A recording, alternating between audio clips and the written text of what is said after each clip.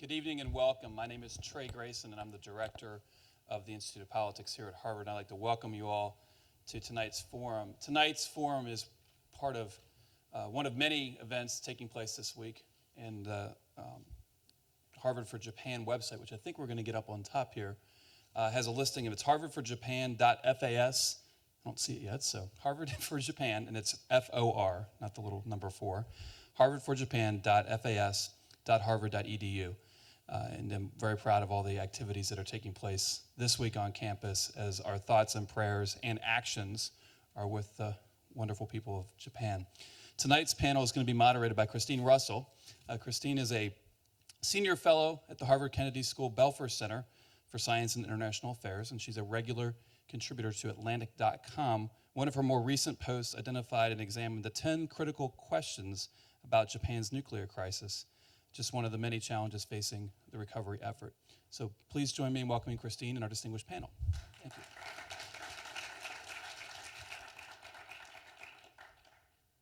Well, again, the title of tonight's forum, as you know, is The Earthquake and the Worldwide Aftershocks. And it's nearly 2 weeks tomorrow, since that violent earthquake struck off the coast of northeast Japan. And its magnitude was later determined to be 9.0 and thought by many to be the largest earthquake that had ever hit that country. And of course, we know that the tsunami that followed thereafter swept the coast, swept away villages, and tossed cars and yachts like toys. And then the third thing to fall was the nuclear power station at Fukushima Daiichi. When the water knocked out the power, and then the emergency backup didn't work as well. One expert this week called it the world's first complex mega disaster. And it is really a very rare confluence of events with high magnitude impact, a kind of triple whammy of back-to-back natural disasters followed by a technological disaster. And so tonight we're going to really talk about these aftershocks in different ways. But aftershocks, one way to look at it, another is fallout. And the question is how this series of events, which we're just in the midst of, will change Japan in the face of a disaster that shows no signs at the moment of going away. Although I was pulling out the New York Times from a week ago Thursday. You don't need to read the headline, but you can see there are about 5 stories. U.S. sees extremely high radiation level at plant, focusing on spent fuel impact, dire appraisal, in Tokyo a dearth of candor, and so on. I was at another Japan event at Harvard yesterday where people were able to say, you know, it's off the front page, and that was seen as a good sign. Now today, this has been a kind of no hope, new hope, swinging back and forth story. So today, we again are back on the front page with anxiety up as Tokyo issues warning on its tap water. And again, that was this morning in print. Late this afternoon, that story is changing, and fortunately, the latest readings showing that the amount of radioactive isotope is down by half and below the limit for tap water for infants. So this is a story which, even though we've got a lot of communication about it, we don't have all the information, and it's a moving target. So as we look at these aftershocks, we're talking about geography from the local, the disaster area, the country, the region, and the globe. And with our expert panel, we will examine the human aftershocks, crisis management, nuclear power, and the political and economic aftershocks. And again, I'm going to introduce the panel to my left, alphabetical order. Matt Bond, Associate Professor of Public Policy at Harvard Kennedy School. He's a principal investigator also of the Belfer Center's project on managing the atom. Obviously, his expertise is nuclear power and nuclear proliferation. And he's been at so many events on this topic. He's either Mr. Nuclear or Dr. Plutonium, unfortunately. So Matt Bond. Next to Matt, we have the Honorable Takeshi Hikihara, the Consul General of Japan here in Boston. He's a 29-year career diplomat who's been stationed around the world from Russia to South Korea. He just arrived here in January, so he's just been in the Boston area for 2 months. His expertise is law and economics, in addition to all of his diplomatic expertise. Next to him, we have Herman Dutch Leonard. He's the George F. Baker Professor of Public Policy at Harvard Kennedy School and also a professor of business administration at the Harvard Business School. And his expertise among, again, these are limited ones I'm giving in terms of tonight's forum, crisis management and leadership.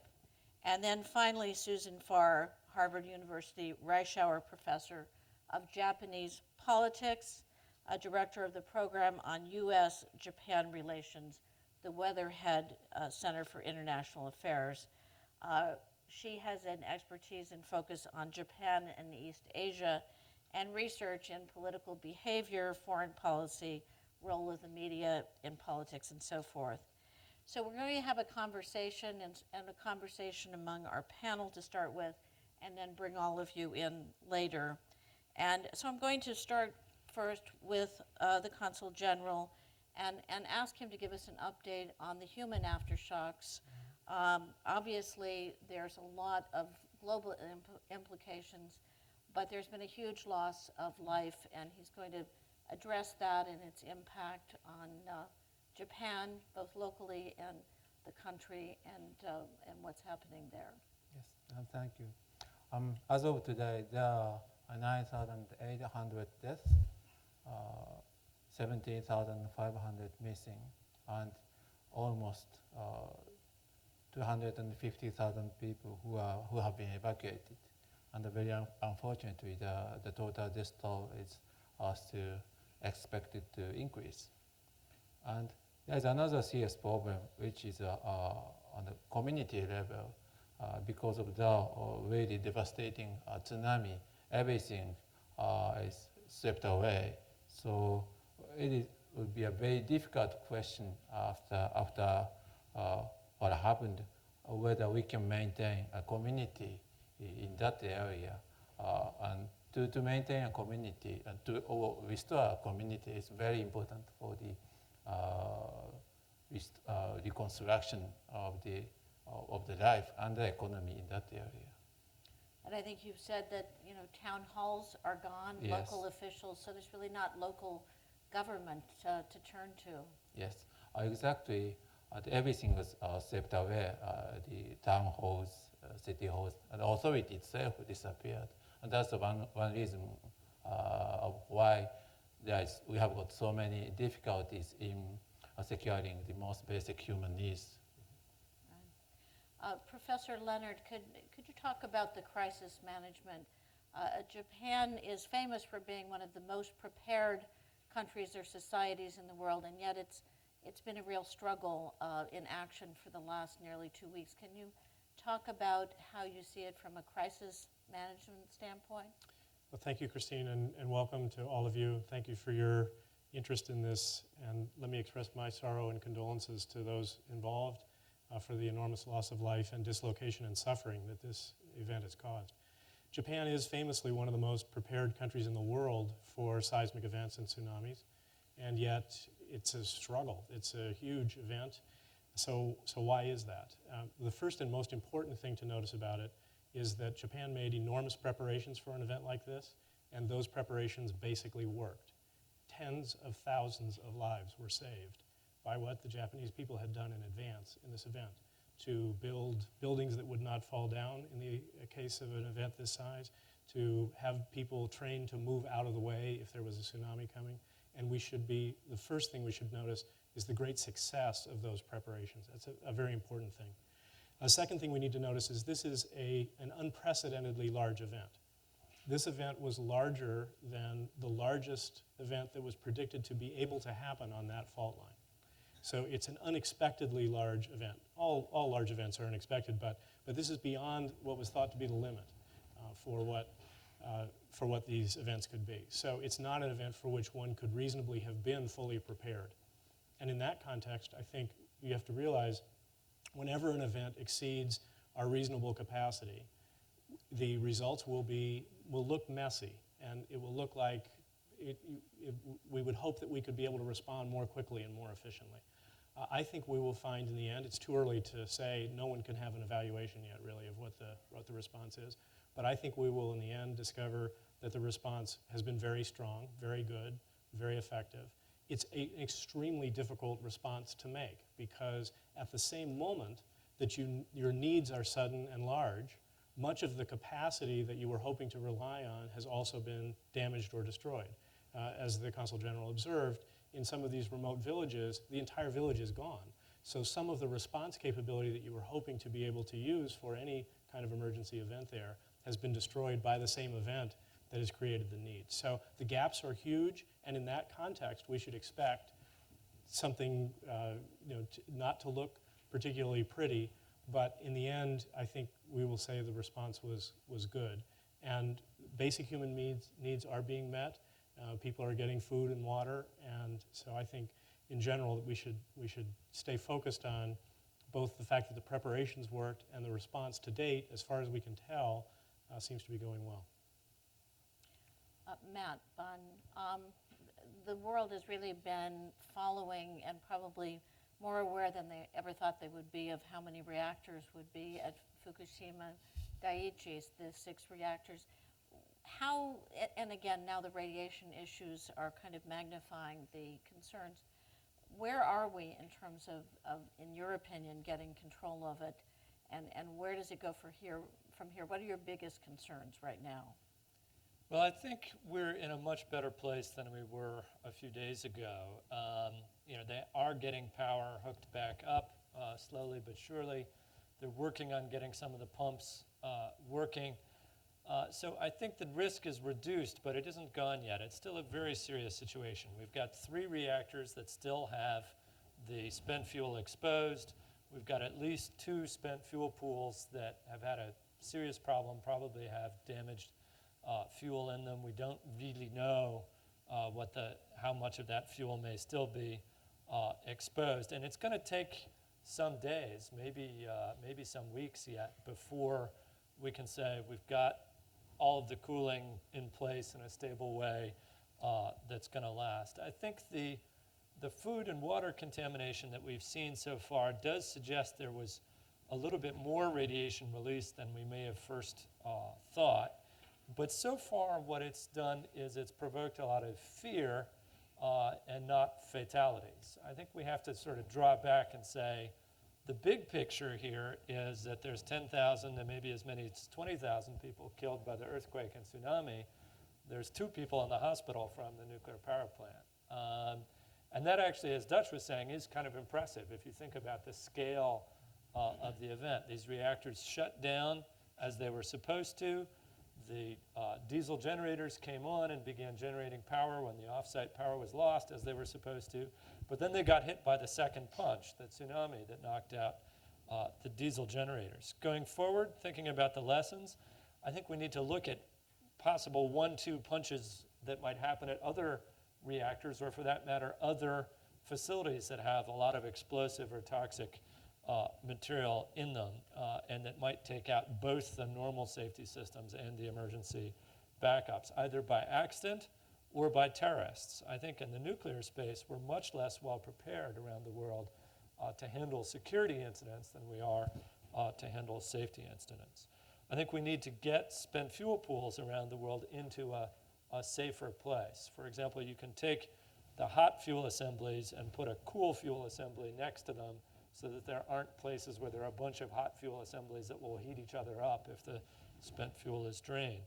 I think every country that operates these kinds of facilities now needs, in order to rebuild public confidence, an independent international review of the safety of their facilities and of their security. And I think moving forward beyond that, we need to strengthen the global regime that's intended to find and fix the least safe and the least secure facilities, because that regime is really quite weak today, and I think this sends a pretty clear message that it needs to be strengthened. We'll come back to that because I think there's a lot of issues, but Turning to Professor Farr, can you talk about the leadership in Japan on this? There's been a sense of a crisis, perhaps, in leadership, in addition to the obviously enormous crisis triggered by these three events. I think the judgment on how well the Democratic Party of Japan and the rest of Japan's leadership, including bureaucracy, have performed in this, it's going to take some time for voters to digest this because the crisis isn't over. There are still things that can go wrong.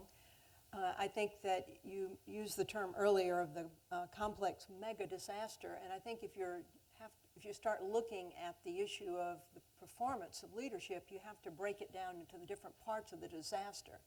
If you look at just the part coming out of the earthquake and tsunami itself, that is the rescue and recovery effort, then I think actually basically was done a pretty good job. Japan has done quite a good job. You have in other countries situations of people who aren't picked up in a timely fashion, of people who don't do their job and just run or whatever. This didn't happen. Public officials really made an all-out effort on the recovery, and I think the fact that now 2,500 people are in secure environments, many in gyms or gymnasiums at schools or whatever. I'm sorry, but 250,000. quarter million people are now in essentially safe havens is a testimony to how rapidly and effectively the government, under the leadership of the Democratic Party, acted with the work of the bureaucrats. If you look beyond that, and by the way, in other countries too, there have been massive cover-ups of information. If anything, the problem in Japan is probably too much information is coming out and maybe perhaps a little too fast before it's really processed, but the information is out there. And time again, the chief cabinet minister has come to the microphone with updates to the point that he's become a kind of Twitter hero for being totally sleep deprived and so on. But there's a sense of, I think, of a government very, very responsive on these issues. Then when you move over to this whole other crisis that's the nuclear and radiation issue, then you move into an area that for political leadership, this is a stunningly difficult problem. And it makes this so different from, say, the Kobe earthquake or Katrina or other crises that we could talk about. These are highly technical issues. Political leaders have had to come up to speed very rapidly to even understand them and to know at what point to intervene. And I think the government now quickly and readily, and did in fact acknowledge that it should have moved more quickly, essentially to take things over from TEPCO when it was clear that the safety of the Japanese public was at stake. They've admitted that mistake, and since then I think they're doing everything that they can conceivably do to get information out to the public about what is happening in a timely fashion. On the radiation issue, I guess I've been very impressed by the just incredible speed with which they're now testing every single kind of vegetable, every single marine product, water in every given environment to determine the degree to which there is a radioactivity problem. I think they've been faulted maybe for getting the information out before. For example, the information about water safety for infants came out one day, and then people said, well, but what about mothers? Well, they didn't have that information at that time probably, and what would you like them to do? Get information out quickly that could be of major consequences for public health, or to wait until they're absolutely sure. We now know, by the way, that drinking water has been, in the most recent tests, apparently the risk is not what they originally thought, and it's apparently under control and under the limits in Japan. But at any rate, overall, stepping back, I think the jury is not yet in on what the voters will judge that performance of political leaders to be, but in many ways I think they have been as responsive as they could be in an absolutely catastrophic situation. Well, one of the problems with risk communication at the beginning of a disaster is, it's sort of perception is reality, and a lot of the perception is formed right at the beginning. So going back to those first kind of chaotic days, particularly as the nuclear situation was unfolding, and it just, as it seemed it couldn't get worse, it would get worse. And it's not over. Are there some lessons on the communication front there? Because I do think, and maybe it's the U.S. media that's been too critical, but you said there was too much information. I don't think there was not enough information about what was known, and maybe too much communication, so that the two got mixed up, really. People, in some cases, there would be kind of like a telephone game. So it did not seem that in terms of the nuclear situation, which I was following, that they had a plan for communication and getting the information. This also happened at 3 Mile Island, and one of the biggest criticisms, 3 Mile Island, the 1979 nuclear accident in the U.S., one of the biggest criticisms was the way information was handled. Now, that was a 3-day crisis, and it was kind of over, and this one is unfolding. But still, those first 3 days, did you see some lessons, or anybody on the panel, about the communication crisis at the beginning? And there was also this translation crisis to some degree, because if anybody watched it, you could watch it on Ustream, and you could watch it in real time and see the press conference, the translation, and some things lost in translation as it immediately went out on Twitter or other forms of communication. But what are some of the communications lessons? Because it has been criticized, and as you say, stepping back, the big picture may change. But well, I'd be interested in what the others of you have to say. I think it will be, and there are many students in this room, this is going to be a fascinating study of the actual who knew what at what point in time. When did TEPCO reach a judgment that it had tried every single option in terms of trying to cool down those reactors and those spent pools? And at what point should they have moved to putting in the seawater? That will be a fascinating question. The issue of relating to the international people who cared about this issue and dealing with international media, I think, is quite a separate issue. It's an important issue, and for people who work on media, that's going to be a big question to look at. But clearly, the communications internationally were very poor, particularly in the beginning. I think they've improved, but in the beginning, they were very, and very I'm willing to ineffective. blame the media as well, because again, media sounds singular, but there was an awful lot going on in terms of communication, where everybody's a communicator now because of the ability to tweet and such. But any of the rest Christine, of you? I think Susan Yeah. makes a really important point about the technical complexity of what the leaders were trying to get on top of. Matt can tell us better than anybody, this is an incredibly complex piece of machinery, and the dynamics and physics of it are very difficult to understand in the best of times. And the key thing to notice is, again, unprecedented event, bigger event than had been planned for. People have suggested, an expert that I work with in Japan says that this is roughly a 1,000-year recurrence event. So this is way beyond what the plants were directly designed for. And as a result, they sustained damage. And the first and most important thing to notice about the information is that even the experts on the site don't fully understand what has happened. They don't have the information. They don't have a clear picture of the state in which these reactors are operating. Now, that's both a good thing and a bad thing. The sense in which that's a defense is that that's why the information keeps changing, because nobody really fully understands this, and they're finding out as they go along. So my interpretation, it's a generous interpretation, but my interpretation is nobody was trying to hide anything. They didn't know, and they were revealing what they best understood at the time, but that's been rapidly evolving.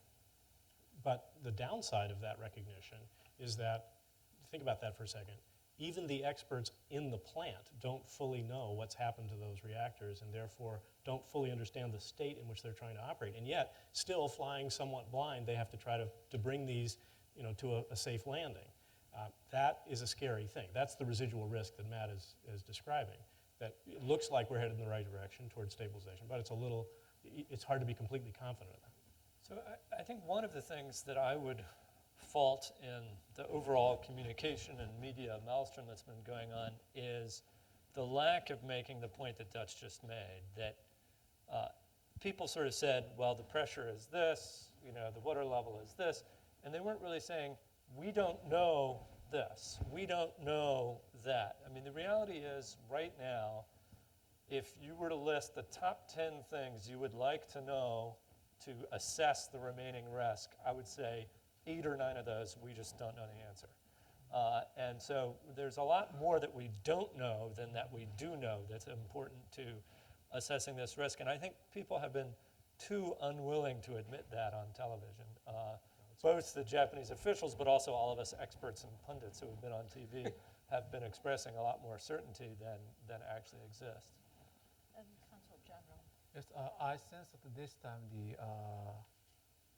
the authority in Tokyo, the government and the other companies included, are really trying to be as transparent as possible and try to provide all the information which are available and not try to hide that there are a lot of important missing pieces. And I think that was good. And this time, that kind of information activity was really testing because not like in the past, we have got a parallel channel of information, which is internet and social network, Twitter, etc. And there are a lot of information circulating in that channel, and always the government or the TEPCO has to compete in a sense with this flow of information. And the fact that the chief cabinet of Premier Chief Cabinet Edano has got a good mark in that circle on Twitter shows that we can say that we did a relatively good job. Although having listened to it, I think both the information generated and the media, there was not as much context. And certainly, as you say, both the expert and the electronic media, we did not have enough people who were competent to really talk about nuclear disaster. I mean, there's been a sense of maybe too much complacency. The last major comparable thing, Chernobyl, in 1986. I mean, how prepared did you feel that they were for this disaster on the nuclear front? So again, I just want to pick up on what Matt said, because he used a description that is similar to something we often say in talking about crisis management. You said there was a list of things that you'd like to know. We call that situational awareness. It's a relatively small list. If you know these things, then you have a reasonable grasp of what's going on. So what Matt is observing is we don't have situational awareness. The experts do not have situational awareness of the state of these reactors. Now, in that state, I will just observe to you, a common pattern is that experts are overconfident in that setting. They're overconfident that they do understand. They think they understand when they don't. And they're overconfident that they know how things are going to behave. They're overconfident in their predictions that, well, okay, we think it's roughly like this, and so if we do this, that will fix it. So we call this Krauss rule. It's based on a rule that was articulated by a chairman of the Joint Chiefs of the U.S. in the midst of a terrible event. Krauss rule is that 80% of the information that you get from a new bad situation on the first day will be wrong. You just don't know which 80% it is. And so and that's part of what we're living through. And part of it is, it's not that the people who are on the scene are lying to you. That might be true. You know, we'll find out if that was true. But it might be true. But even if they are trying to tell you the truth, they don't know the truth. But they think they do. They're overconfident. And so that's part of what we're living through, is the revealing of gosh, you know, that was a surprise to us, and here's another surprise to us. And that's, on the one hand, I think that explains a lot of what we've seen. On the other hand, it's also why we should be nervous. Not terrified, but nervous. That there are other things that we also don't know in this setting. The other thing I would draw attention to, it does come back to the media point, Christine, is that I think a lot of the information that you see was accurately reported. This is what people are telling us, and this is what we understand to be true, but misunderstood and then re-reported. So people, for example, have completely conflated one term, meltdown, as meaning a whole range of different things. Meltdown applies to a single fuel rod getting above the temperature that it's supposed to be at and having a minor event within that one fuel rod. That's a meltdown. All the way to, and people have heard that and then interpreted that as a total breach of containment and a release of high-level radioactivity, which is a nuclear catastrophe beyond Chernobyl. And people have been unable to distinguish where we were on that spectrum. But that was, again, the first couple of days meltdown. There wasn't a context that what was the containment Right. situation. And again, there was a breakdown in communication starting I think that's from the experts to the lay media, I think. I do think it's important to realize how different this is from Chernobyl. I mean, Chernobyl released about a third of the cesium-137 in the core, something like half of the iodine in the core. And there are huge areas that are uninhabitable to this day. As far as we know so far, knock on wood, this is much more than 1,000 times less in the release. Again, there's a couple of people in the hospital who got directly exposed inside the reactor. There's quite a few people who have been evacuated, but my guess, again, knock on wood, within weeks, probably those people will be able to go home. And so this is really, I mean, it's worse than 3 Mile Island, but it's so dramatically better than Chernobyl so far. And you really need to keep that in context. Well, and that's that time perspective, because 3 Mile Island, it was only after that people were able to study it for years and discovered that not that much radiation was released and there were not long-term health effects. But could we just do a couple of the global issues before we open it up? Nuclear power, both in Japan, where it's 30% of energy, and where in countries like the U.S., there was talk, maybe too optimistically, of a nuclear renaissance and the possibility of nuclear power playing a larger role. What's your sense, any of you, but Matt to start, about the implications for kind of nuclear power going forward? Well, I think it will vary a lot. Particularly in the U.S., let's say. Yeah, I think it will vary a lot by country. So China is building more nuclear power plants than any other country in the world, and I think they'll keep going. I think a number of other countries will keep going.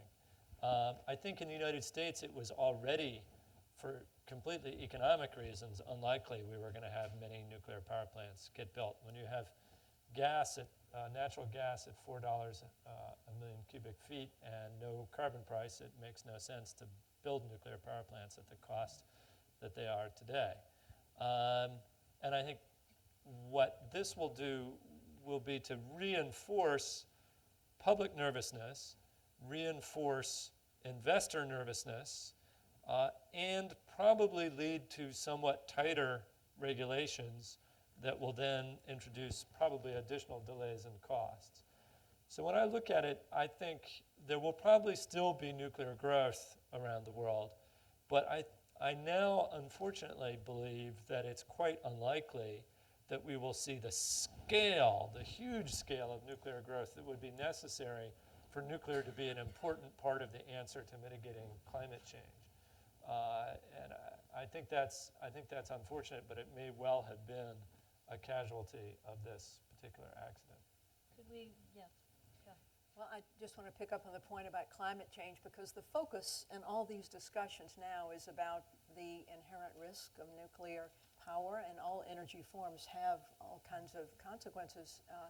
But with nuclear, Japan basically has made a major commitment to deal with climate change, and nuclear energy has been a very important part of their solution. And my personal belief is this: unless there's something that happens from now that is far beyond what we've seen so far, that there will be a flurry of retrofitting and bringing things up to very high standards, but that nuclear power will continue to be an important part of Japan's way of dealing with its energy. If we move briefly beyond nuclear, just to the economic impact, perhaps the Can I just say one yeah. other thing about the nuclear issue just before we do that? I share Matt's prediction and Susan's judgment about this. Matt's prediction is that we will reevaluate. We'll probably spend a lot of money on trying to retrofit nuclear plants. I'll bet if you live in France right now, you're pretty nervous about this, since 70% of your reliance is on nuclear. I think, in general, much of that fear is misplaced. I think we could still safely build nuclear power plants. There's some design issues we ought to look at here. How 13 diesel generators all got taken out by the same tsunami. This is what we call a common mode failure. Okay, so that we have a backup system, but all of the different backup systems, or different elements of that backup system, were subject to the same risk. That's a design error. That's just a mistake in how you, we've made that mistake before. We can maybe fix it by looking more carefully for it. The other aspect of design I think we're going to see people work on is passive versus active. The issue is that nuclear plants, as they are mostly currently designed, save I think one that's currently operating in China, they always generate heat. And the question is whether you can cool them. But the cooling requires an active intervention. It requires a system that is working. What you would hope for is a design in which, even if you had continuous heat, the cooling would take care of itself even if you didn't do anything, even if you just sat there. So if you could design, that would improve the safety. My one concern, actually, is the facts that have been emerging more recently about the size of this event relative to the predictions. The prediction was that they could not have an earthquake higher than an 8.0 magnitude on this fault line. I don't know if you've been paying attention to this, but we have all the same assurances about California, that the largest maximum event we can get in California is about 8.0. Now, if that is called into question by this error in analysis, then one wonders how many more nuclear power plants you want to build in California.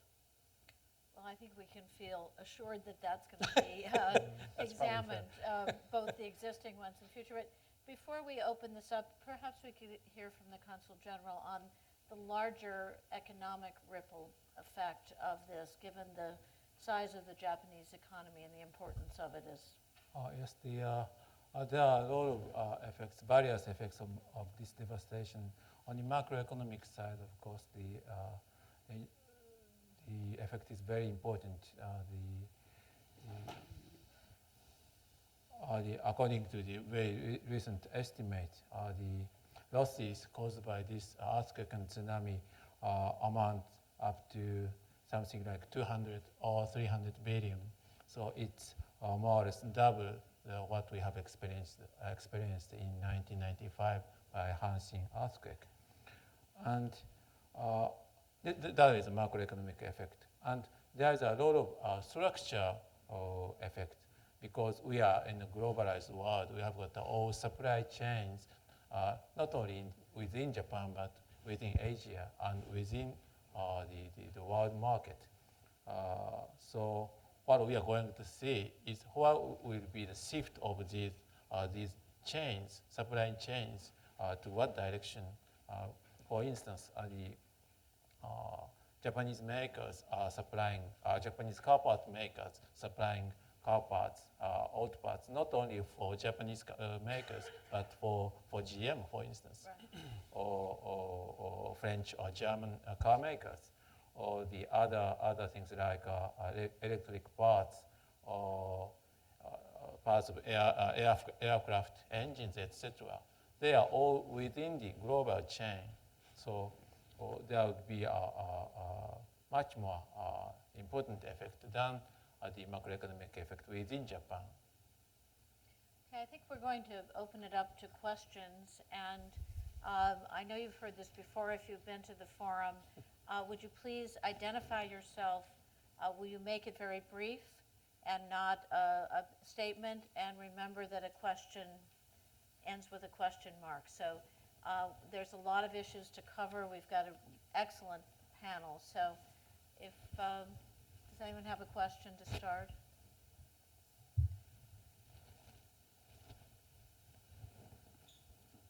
Hello, my name is Matthew Denman. I am a recent graduate, a PhD out of the Nuclear Engineering Department at MIT. My question was on the comment that was made about whether or not we should build reactors in California because there's a potential for a massive earthquake that could cause damage. Nuclear power, of course, isn't the only industrial technology that could cause damage to health and human life. Do you propose not building basically anything in California? Or is nuclear treated special in this case? Actually, I agree with you that there are many other technologies we want also to examine. My observation is not so much the risk of catastrophic loss, it's the risk of the plants from being damaged. What's happened in these plants are basically going to have to be written off as economic assets, partly because of the damage to them, partly because of the meltdown, partly because they've now used seawater in the tanks. So the same is true of 3 Mile Island. 3 Mile Island had what should have been a relatively minor accident, but it resulted in the meltdown of much of the core and the total loss of that plant, which is at the time, $1 billion investment. So my only observation is one ought to be careful about what assets one exposes to seismic risk. And if you're going to build nuclear power plants, California might not be the best place. But I'm not against nuclear power. I share Matt's prediction. I'm afraid that we are going to significantly reduce our investment and our growth in that industry, and I think that's probably a mistake. I think the risks are overstated in general, and specifically the seismic risks are overstated. I mean, notice, this is an unprecedented 1,000-year event, and these plants are, we've had some modest breach of containment, but basically the designs are saving us, and I think that ought to be, it's a hard thing to say in this moment, but that actually ought to be improving our confidence rather than undercutting it.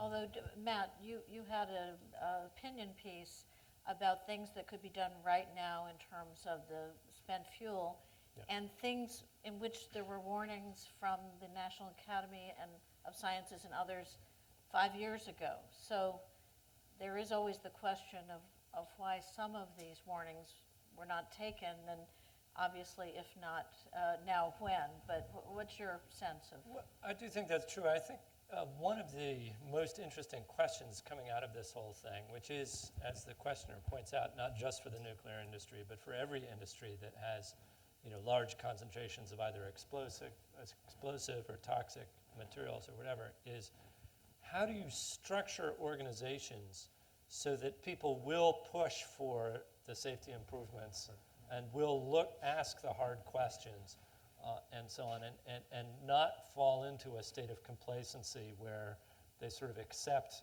risk as the engineers in the lead up to the Challenger accident were doing. And it's hard to do, and I think my guess is the ways to do it probably vary a bit with national culture and the ways different national cultures work with these kinds of things. So I think it's a big challenge. One key item, I think, is making sure that relevant organizations have sort of a red team who's paid to ask those hard questions all the time. But drawing back, I think the key question the questioner is asking is a good one, which is compared to what, right? And in particular with energy, if we're not going to be building nuclear plants, we're going to be building something else. And every energy source has its risks, has its costs, has its downsides, and you have to balance these things. Coal in particular, there are thousands of people in the United States who die from coal every year without fail. Year in, year out, thousands of people are killed. That's not a risk, it's a fact. It's not a risk, it's a fact. But they're, one here and one there, and you never know that was the particular person that was killed because of that particular plant. And so we sort of live with that. There's tens of thousands of people killed in car accidents every year, and we sort of come to live with that because of the convenience that we get from using our cars. So I do think we need to have some context and balance when we're thinking about nuclear, because you do have to think compared to what. So I think it means you have to focus on risks and risk management, but it also means you got to focus on the right risk. As you said it before, the big risk with regard to nuclear is not seismic events at the plants, it's security events with the fuel before, during, and after. One of the problems is getting big thinkers that can do these trade-offs, because again, we tend to also talk about them event by event, and that larger perspective is pretty hard to come by even from the experts. But that's why we have a Kennedy School. Yeah, exactly. That's why we've got the next one on risk trade-offs in energy. Question here. Yeah, I'm Neil Hurley from Boston. I'm an oil and gas geologist. Know a lot about faults and things. But for Dr. Bunn, I had a question. One of the downsides of nuclear power is the spent fuel. And it's curious, why there was spent fuel at this location. And then how does the nuclear industry get rid of spent fuel, and Japan in particular? Well, there isn't a way to get rid And of it. in the US as Right. well. You can't So- get rid of it, you can only move it. There isn't a way to get rid of it. You can process it in a variety of ways, or you can put it in pools, you can put it in dry casks. So when it first comes out of the reactor, it's so hot, you have to keep it in a liquid pool to keep it cool. After about 5 years or so, it's cooled off enough that you could put it in a dry cask. And I think we need to be doing more of that. We need to be relying less on letting it pile up and pile up and pile up in these pools, and more on putting it into these dry casks, which are big concrete steel. It just sits there absolutely still. It can be there for decades while we work on figuring out what the heck we're going to do with this in the long term. Now, in Japan, the plan is to reprocess the nuclear fuel. They have a large plant at Rikasho. It has turned out to be an extraordinarily expensive proposition. In fact, the utilities finally went to the government and said, this is hurting our credit ratings, and they demanded and got a bailout in the form of a charge for every user of electricity in Japan just to pay for that reprocessing plant. It's much cheaper just to put it in the dry casks for the time being. And the reprocessing doesn't really solve the problem, because what it does is it takes the spent fuel and it divides it into 2 or 3 pieces: the plutonium, the really radioactive high-level waste, the uranium, but then you still have to figure out what to do with the radioactive high-level waste. In the United States, our plan had been to dispose of it in Yucca Mountain. President Obama canceled that. There's now a Blue Ribbon Commission looking into what we should do. We don't know what they're going to recommend. I strongly suspect one of the things they're going to recommend is an institutional change to take it out of the Department of Energy and out of a situation where, for decades, the reactors have been paying money every year to the government to take care of the spent fuel, and the government has A, not been taking care of the spent fuel, and B, spending the money on other things. So we have, in effect, been stealing money from the ratepayers. So I think the Blue Ribbon Commission is likely to recommend that we change that. But there is some hope in the sense that there are now 2 countries, Finland and Sweden, who have not only found places to put their nuclear waste, but found them with the support of the local communities. And in fact, in Finland, the community that didn't get the nuclear waste dump sued, which is an interesting story. It raised the question in my mind of whether they'd like to have some of ours. But I don't think the answer to that is yes. But so How I much think are the dry storage casks being used? the dry storage casks are being used increasingly as these pools get filled. But I would like to see these pools not be as stuffed as they are, because if you have more space between each spent fuel assembly, then if you did have some problem with the loss of water in the pool, it would be harder for the assemblies to heat up enough to cause a problem. Yes, up there. Thank you. Hi, my name is Ibrahim Khan. I'm a freshman at the college. I want to begin by thanking all of you for being here, discussing this very important issue. My question relates to Japan, and specifically the way the country satisfies its energy needs. In the long term, do you experts see that Japan will have a change in the way it satisfies its energy needs, or will there just be a more careful approach to where these reactors and plants are placed? As you know, the more than 10% of the primary energy supply in Japan is by the nuclear power, and more than 30% of the electricity is covered by the nuclear plants.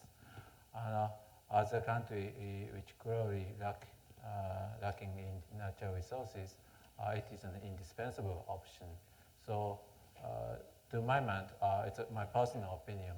This is not a question whether or not go nuclear, but how we can keep this indispensable option, taking the best lessons possible out of this devastation, and to have a more secure systems and maybe better regulations, etc., and also to convince people, public opinion, which have been obviously much more have got a much more sensitivity vis-a-vis nuclear things, but it's an inevitable option.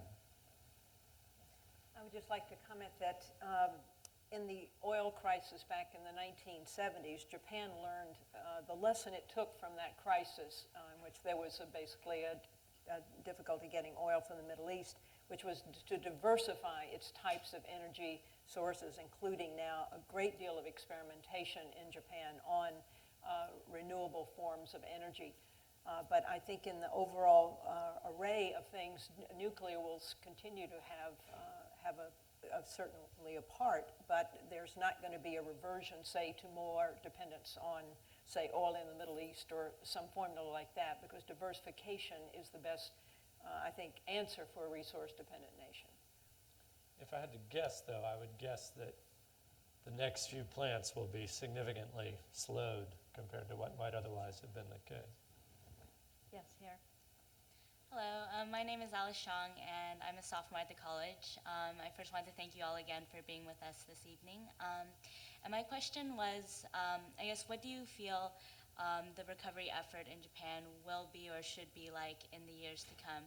In particular, in the areas that you mentioned that were completely wiped out by the earthquake or the tsunami, do you feel that these areas will primarily be rebuilt as they were to be what they were before, rebuilt under a new model, or will the citizens of these areas simply be relocated to other cities, and will that be the primary effort going forward? Please go ahead. Just comment. Many, as we know, many of the people who were affected by the tsunami and earthquake are very elderly people, and I think this is going to be a huge challenge of Japan. I think it's also true that they have come from communities with dense social networks, high in social capital. And there's a book that's coming out from Daniel Aldrich, a faculty member, a professor in political science, that shows that when you look at how communities recover, the single best predictor of recovery is pre-existing social networks. Yep. And it's much more important than, for example, the degree to which there was a disaster or the socioeconomic standing of the people affected. So my guess is that people will seek each other out, even in communities that were diminished in numbers. They will find each other, and they will probably want to locate as near as possible to where they were before. I could be wrong about that, but I think based on the way people normally behave in these situations, and I paid a visit to Aceh, Indonesia at one point, looking at the rebuilding after the tsunami. People may go away for a while, but they tend to come back to the area that they know best, even if they're not dependent on their livelihood from, like, fishing, for example. So, I think it's a great question and a really important one. And we're moving soon, hopefully we're stabilizing the nuclear situation, we're moving soon to it's all about recovery. And we do know some things empirically from other large-scale events. First of all, we know Japan is very good at risk management. We know that from the fact that they did such effective preparation in advance. We also know from a cultural perspective that the Japanese have a long history of resilience. And resilience is the buzzword now that's being used as the basis for recovery. So how resilient is the population? I predict that the Japanese population will be very resilient, culturally dedicated. The sense of acceptance without defeat is really important. So we accept that this has happened and it's a terrible thing, but we're not defeated by it. We are going to go on. We are going to rebuild. Empirically, people want to build back what they had before. Almost always this turns out to be, in detail, impossible. It also often turns out to be unwise, because often what you've learned is that where they built before was risky for one reason or another. You've now had that revealed to you. Now, maybe if it's a 1,000-year event, you don't worry about that. You let 7 generations from now, they can worry about it. But I'm going to guess that this is going to be a struggle. That on the one hand, the population will be very resilient. It will be willing to bear the burden and to rebuild and to go forward. But that people will want to rebuild as it was before, and that rarely turns out to be possible in detail, to build the community just the way it was before. But as Susan said, the critical feature that determines the effectiveness of response or of recovery is the social network and the local leadership. There are some places, some villages where that was completely destroyed, so we remain to see what happens there. But I predict that people will want to go back where they were, and that they will, in spite of other people's sense that they should probably relocate to somewhere else, much of it, they will go back to where they were. Yes, go. One thing, after the Kobe earthquake, one of the extraordinary things that followed that was a real burst of voluntarism in Japan and the development of many, many NGOs that were helping the people who were affected by the earthquake. I think the people, in particular the elderly people who are affected by this earthquake and tsunami, are going to need a lot of support services and counseling and all kinds of help to find their lives again. And I think that probably, hopefully there will be a lot of NGO activity directed at that effort in Japan and providing support to them. Can I just comment on that? Because I think that's a really important point. On the one hand, the resilient culture is a huge asset, a huge strength. But if what it means is that individuals feel that they have to bear the burden themselves, they can't ask for help, they have to bear it alone, that's not healthy.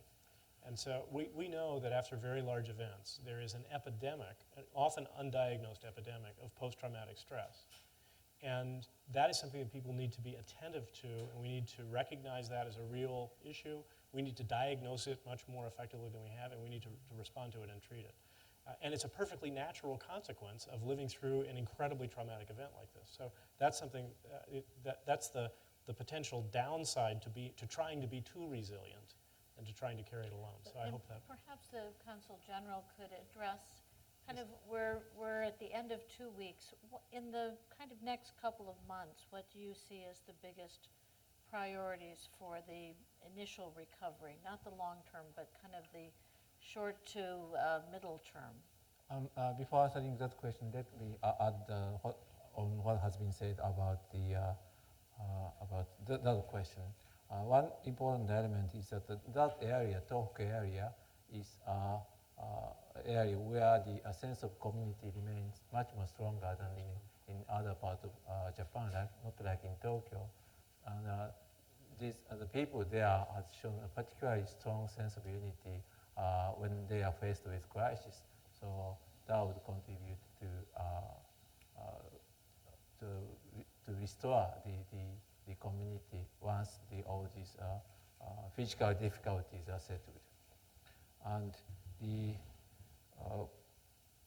challenges that we are going to be faced in coming months rather than weeks will be, of course, after this first emergency stage, how to restore the system, how to restore the economy, how to restore the infrastructure, etc. And we are going to have we should have a concentrated effort for that purpose. Already the government is planning to prepare a supplementary budget, and we are going to have a national rehabilitation agency, a new agency to coordinate all the efforts throughout the government, but it will be a very daunting task for us. Next question. Hello, my name's Cormac Rafferty. I'm a physicist from Ireland. I'm spending a year here with Sheila Jasanoff's group on science, technology, and society at Harvard. Here's my question. While I agree on the whole with the panel, I mean, I do agree that in a way, the long-term fallout, if I may use the word, will be a slowdown in countries like Ireland and Germany that are seriously considering building reactors. And I think that has very important implications, particularly for countries that don't have, let's say, too many things in the basket as far as renewable energy is concerned. You know, it's a very important factor. But I still feel, you know, as a physicist myself, I feel the nuclear industry, I mean, there's something there that has to be, you know, absolutely tackled head on. And the basic question that is being asked by so many people is, you know, can humans build a nuclear reactor which is accident-proof? And I know you'd immediately say, well, can anyone build anything that's accident-proof? But of course, radiation is a special case. And I think in tackling that question, I'd ask Matt and also the others, I mean, we do have to bear in mind that, number one, I mean, these events are extremely tragic, but they're not unrelated. It's not a confluence of, you know, a coincidence of different factors. A very large earthquake will, you know, you may expect a very large tsunami, and from that you would expect anything above ground to be at risk, in particular backup systems. So, you know, I'm very surprised as a lot of people were after the fact, that the backup generators were above ground in the first place. I'd love to hear from Matt why that is.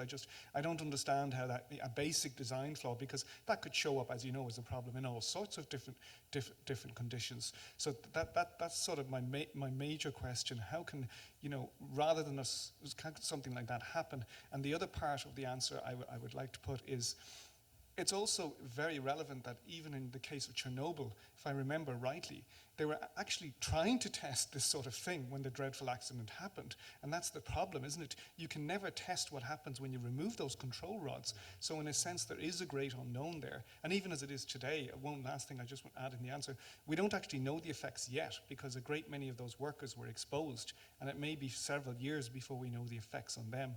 But generally speaking, I think what I'm trying to get across is I think the concern of the public, to me, is quite understandable, because it is the old thing of this was one accident that nature threw at us, but there are lots of different possibilities.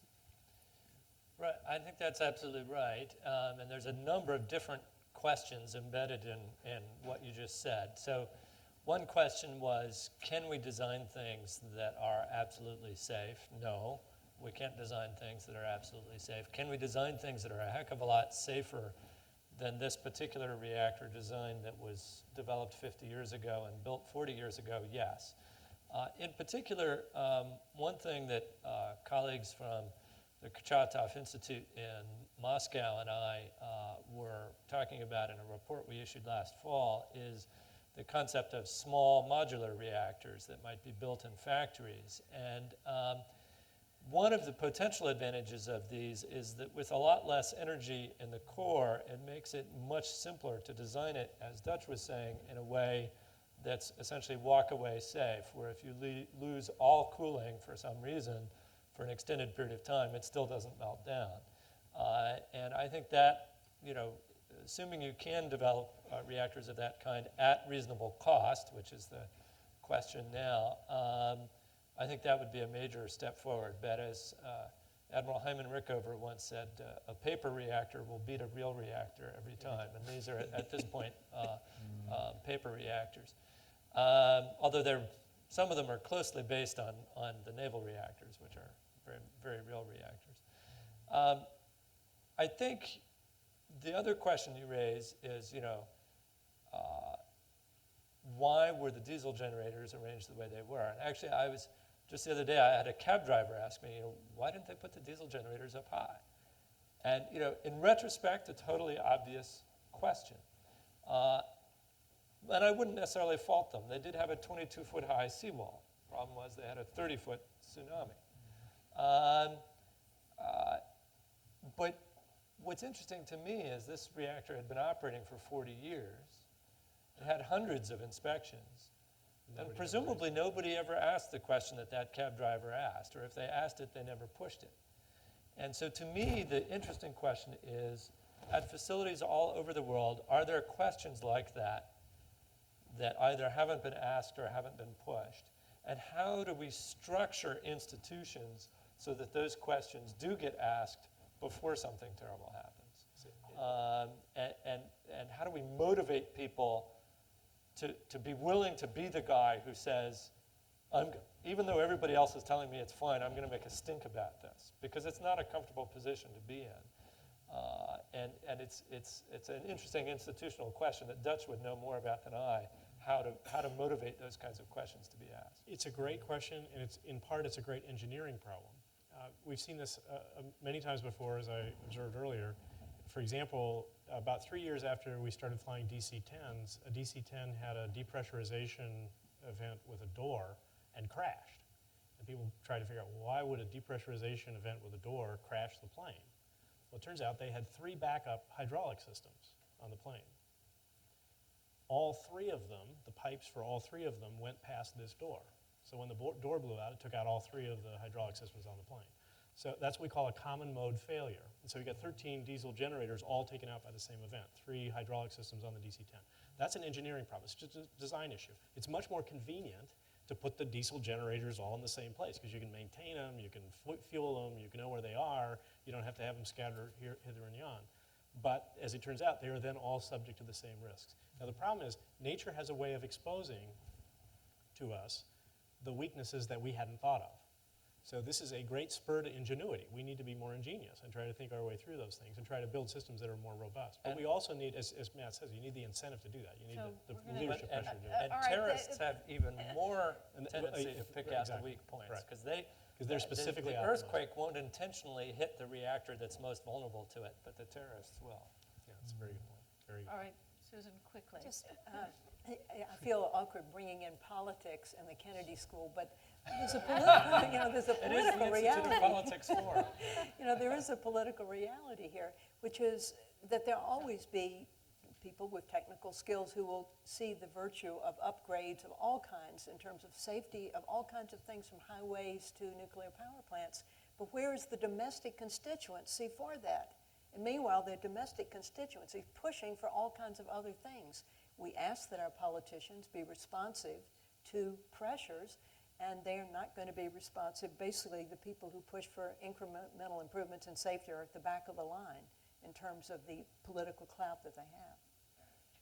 All right, we're going to move on, although maybe the one encouraging message of the question and your answer is that the wisdom of the common cab driver, there's been a success in information being transmitted where actually it may be really technical, but the cab drivers are asking some of the same questions that the technical But they're among the experts. best informed. I mean, we all know Absolutely. that. Can we go up there? Hi, my name is Joel Sanchez. I'm an undergraduate. As it was mentioned before, there were many crisis mitigation arrangements that Japan had that could explain why only 25,000 people died compared to Haiti, where more than 100,000 people died. What are the crisis mitigation arrangements that countries like Dominican Republic and other developing countries can imitate to make sure that the death toll doesn't get as high as Haiti? Well, one of the things that everybody can do is that after the 1923 big earthquake, we have introduced a week of disaster preparedness. First week was September, and on that particular week, nationwide, all the students, all the kids are called to practice how to for instance, evacuate themselves, or how to cover yourself when the earthquake happened, etc. And this worked. This worked to reduce the number of deaths pretty well. And that kind of repeated training is everybody can do, and that we pay. I think that's just a terrific question. And let me distinguish Haiti and Japan briefly. The way we characterize this is to observe that the event that happened in Haiti was not in the lifetime memory of anyone now alive. We had not had a major seismic event in Haiti for 250 years. So there was no memory of any real risk associated with building unreinforced masonry buildings. So concrete's relatively cheap. You pour it, you can build buildings 5, 6 stories high. There were many of those in Port-au-Prince. You had an earthquake that happened to happen in the highest density population zone in the country, with about 1 million people directly exposed to it, very close to the center of population, with many unreinforced masonry buildings, basically because we had had no seismic events to speak of in 250 years and nobody was worried about it. So the problem that Haiti illustrates is how you prepare against the event that you haven't seen before and haven't thought of. Japan, by contrast, has regular large seismic events. The Kobe earthquake, the 1923 Kanto earthquake, they've had very large events. And so it is well within the lifetime memory of many millions of people now alive in Japan to be prepared. Same is true of Chile. Chile had a seismic event immediately after Haiti. The Haiti event was a 7.0 earthquake. That's not a very big earthquake. It killed 300,000 people in the first 20 minutes. In Chile, they had an earthquake which was 30 times more powerful than that, and they had about 1,000 lives lost from it. Now that's a tragedy, but it's a tragedy of a whole different scale in terms of lives lost. Why? Chile, they have regular seismic events. So the ones we see, we call this not in my lifetime. The ones we see in our lifetime, or the lifetimes of our grandparents, we prepare against those. We're not perfect. We can get better about that. We can get better engineering and better motivation and better political leadership, we can do better. And we're dedicated to trying to figure out how to do better. But the ones that we see regularly, we do generally try to address. It's the ones that hadn't occurred to us that might happen, those are the ones that are really hard. This is the black swan problem. And what we need, I think, to help us prepare for that is greater robustness, less complexity, or more ability to isolate these complex systems.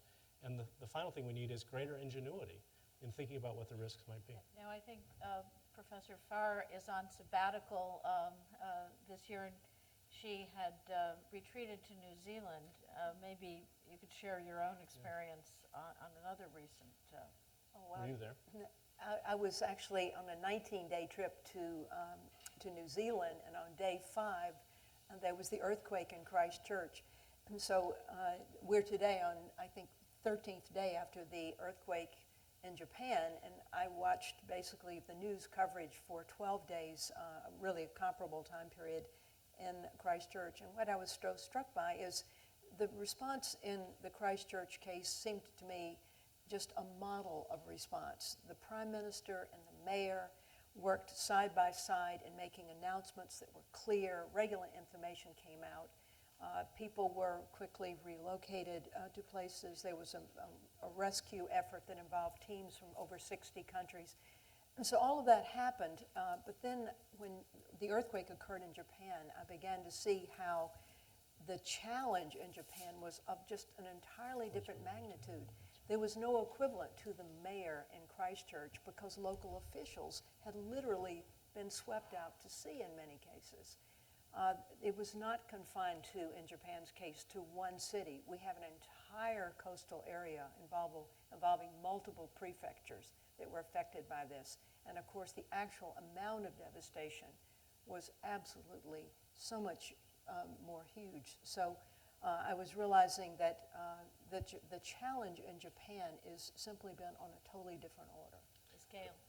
Christchurch was a terrible event, and a couple hundred people lost their lives in it. It was a 6.3 earthquake. That is about 10,000 times less energy than the energy that was released in the Japan earthquake. 10,000 times less. We have the next question. Hi, I'm Philip Harris. I'm a Cambridge resident and also the co-chair of the Cambridge Scuba Sister City Committee. We are a small volunteer organization, and many of the people who are fundraising in the city now, they're doing things for, immediately get money to Japan, but because we're small, our focus, I feel, should be on the next phase in terms of the recovery. So I guess the question is based on some of the things you've seen in Indonesia, Haiti. An organization like us, what advice would you have for us in terms of where we should focus our energy in helping the people? Scuba was relatively safe. They're north of Tokyo, and their big issue now is dealing with refugees coming from Sendai. They have a few camps set up, and people are volunteering there. But, we're 8,000 miles away, so the question is, what can we do? And I guess if I can sneak in a second question, in terms of regional security, now that, say, a large portion of the self-defense force is dealing with crisis in Japan, how do you see that impacting regional security, particularly in the North Korean peninsula? Those are several questions, but That's right. Start with the relief segment's too effort. hard. I think you might have comments on this kind of global relief response you've seen. Thank you very much. Thank you for all your goodwill, and thank you so much. We have been really receiving a massive offer of help from the United States, from all over the world, and we are really grateful to that. Frankly speaking, the area of devastation is so large, and all the lifelines, all the communications are once cut. At the initial stage, it is very difficult for the non-self-sustaining people to be there and to be helpful to those who are suffering. Only the military type of group which are self-sustaining, like national self-defense forces, are really instrumental. But I think the things are getting better, and now we are trying to form a platform, set a platform to receive and to make to match offers and needs to accept the volunteers like yours to, if you would like to go to Japan, to be helpful. So in the time to come, if you are be a little bit patient, in the time to come, there will be ways to organize all these good wills into something really effective on the ground. And the second question, for the National Self-Defense Forces, you make a very good question. I have to say that now our forces are really stretched because, for instance, when it comes to the army, the almost 60, more than 60% of our effective is being mobilized, and with or without the external threat like what you mentioned, it is not really sustainable for a long period of time. It is an emergency situation. But I would guess that the actual impact on regional security is pretty minor at the moment. The likelihood of the North Koreans actually trying to exploit this situation strikes me as extremely low. And in fact, one of a country that might be considered one of Japan's regional rivals, China, one of the first things they did is they actually diverted 2 LNG tankers that were headed for China to provide liquefied natural gas to China and sent them to Japan, realizing that Japan was going to need more energy to replace the nuclear plants that were shut down. If I could just comment on the first question, I spent all day today in a conference, after-action review of the Haiti process and the Haiti recovery. And we've also studied the New Orleans recovery from Katrina. The Kennedy School's had a project there over the course of the whole intervening now 5.5 years, and we've learned quite a lot about how to do recovery, how recovery actually happens. One important lesson is that recovery is done by the people who are there, not by people who are from outside. So I think the Consul General said this just right. First of all, it will take a while to figure out, for the people in Japan to figure out, people in these communities to figure out what they want to do and how they want to proceed. The most important thing that you can do as an outside organization is to be very careful to be driven by their realities instead of your assumptions.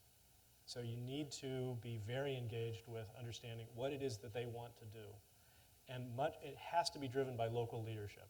All of the efforts where somebody's come in from outside and tried to run a planning process or tried to top-down institute a new community building process, all the ones from outside fail. The ones that succeed are based on community organizing from inside, where the outside groups, the volunteer groups and the government from outside, respond to what the people there want to do and enable them to do it more effectively. So put yourself in that role. So we're running out of time. Let's get a couple of more questions here. I'm not sure which of you, but yeah, go ahead. My name is Rintaro Iwasaki. I'm an associate of U.S.-Japan program. And thank you very much for the great discussion. It is very helpful for Japan. My question is how to rebuild the community.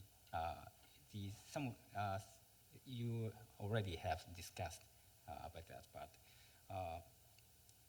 the biggest problem is that there is so few manpower and money, especially the several local government vanished just after the tsunami.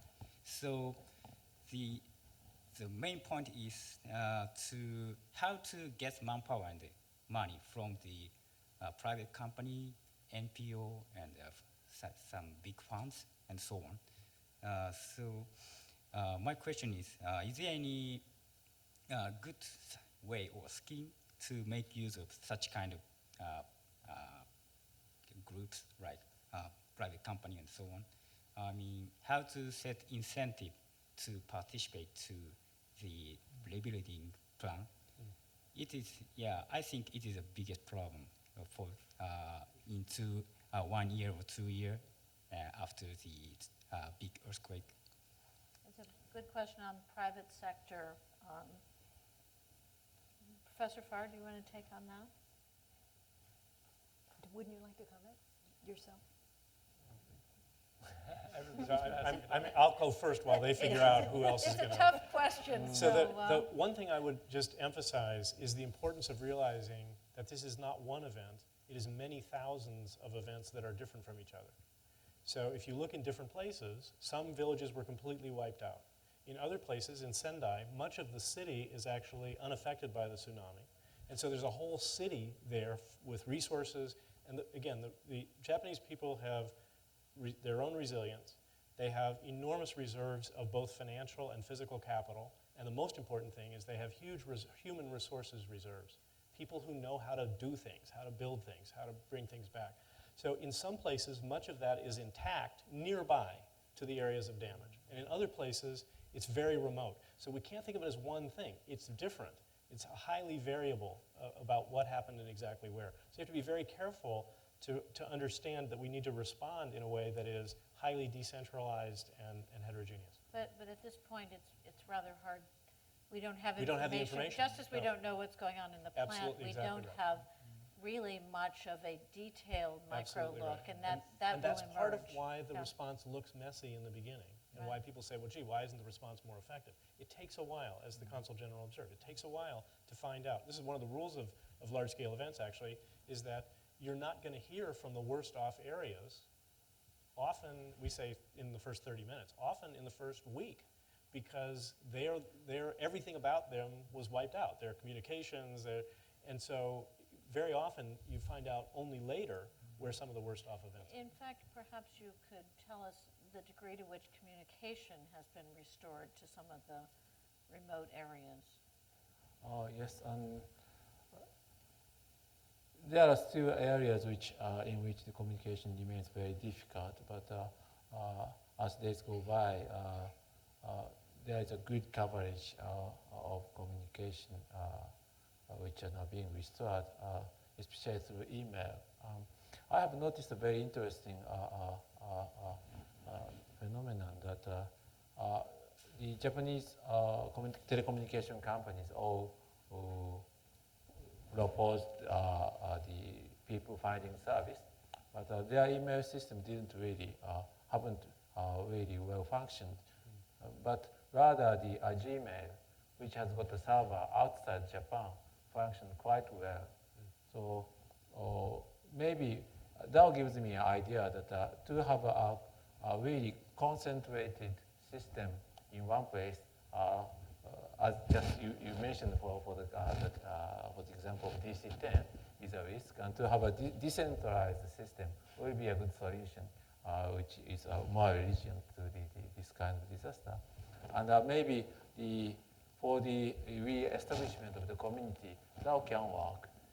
This network of social communication, which are not really like the communication center at the local authority or the local city hall, but this web of information can form a virtual community, kind of virtual community.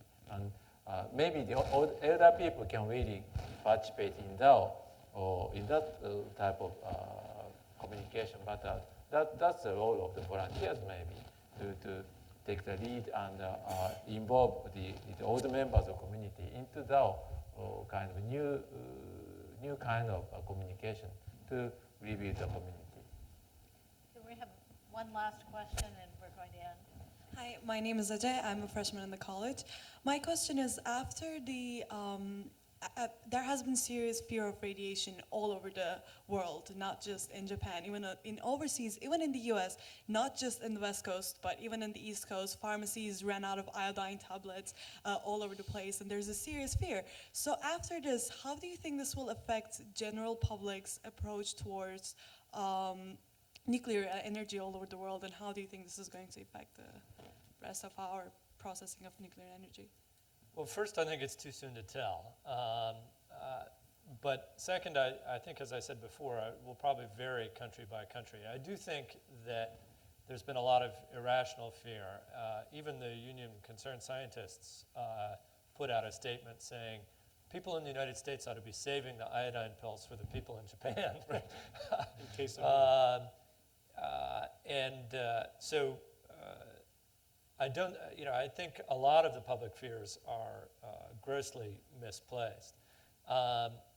But they're nonetheless real. I would actually argue that some of the biggest real health effects of the Chernobyl accident were stress, depression, alcoholism, suicide following. They were the result of fear as much as they were the result of radiation. So the public fear of radiation has very real health effects. Now, whether that will be true all over the world, I mean, there'll be some people who have significant increases in stress as a result of this on a basis that isn't entirely rational. But I do think that, in general, public skepticism about nuclear power will be higher, and investor skepticism about nuclear power will be higher, and that will mean slower nuclear growth than we probably otherwise would have had. And I think we've seen polls coming out, these instant polls, and they've been varied in their message. But I think the one clear message that was coming out was that from the Japan nuclear situation, that there was not a public health concern in the U.S. Now, some of the concern might also be more rational of people who live near power plants. So, again, you've got to separate out what people are actually concerned about and not assume that it's all about Japan, but kind of looking around them and re-examining. So, one last comment? It's so, in all that, what is so vital is having authoritative information from a source that you really can trust in any situation, because that is really what addresses these anxieties. And I'm sure in the Russian case you're talking about, part of the problem was so much information was simply never made available, and people couldn't trust the government to tell them honestly what the situation was. Well, I think we've drawn to the end of our time. You've been a wonderful audience, and the concern in the Harvard community has been amazing throughout the week, and I really appreciate our wonderful panel as well. So thank you to them.